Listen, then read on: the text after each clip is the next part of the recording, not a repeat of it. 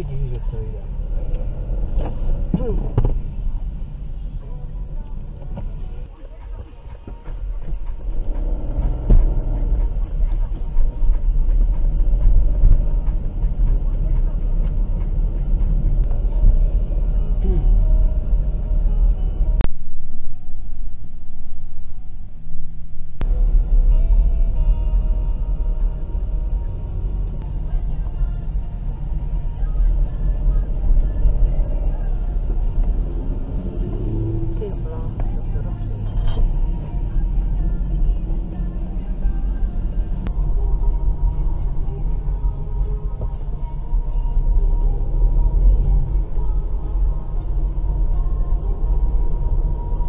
To jsem dlouho neviděla takové peřinky. Zdanek.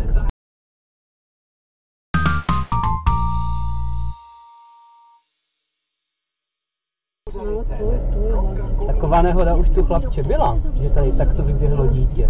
No, maminka nic.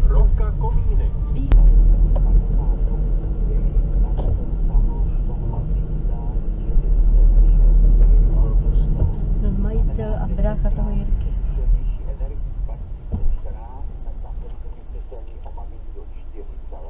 Děcka a nikdo roušku, hereš god.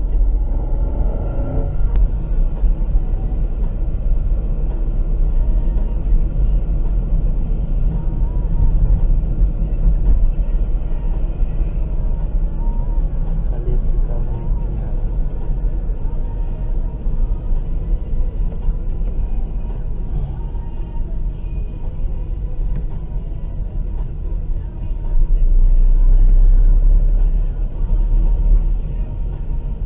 Tak stát za tady tuhle paní, tak troubím ještě teď.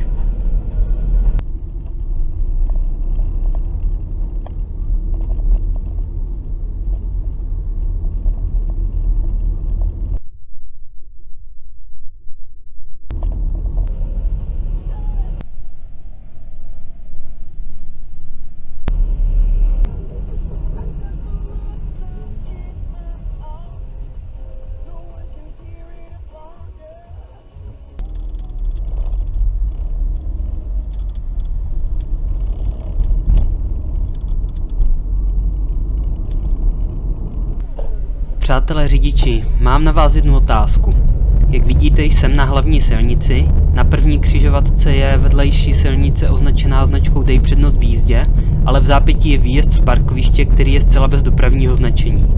Platí zde přednost zprava, nebo je parkoviště bráno jako místo mimo pozemní komunikací? Své odpovědi pište prosím do komentáře. A na závěr si představíme novou rubriku, kterou nyní budu dávat do všech videí vždy nakonec. V ní vám ukážu nějaké zajímavé videa z různých jiných kanálů. Odkaz na tyto videa máte vždycky v popisku.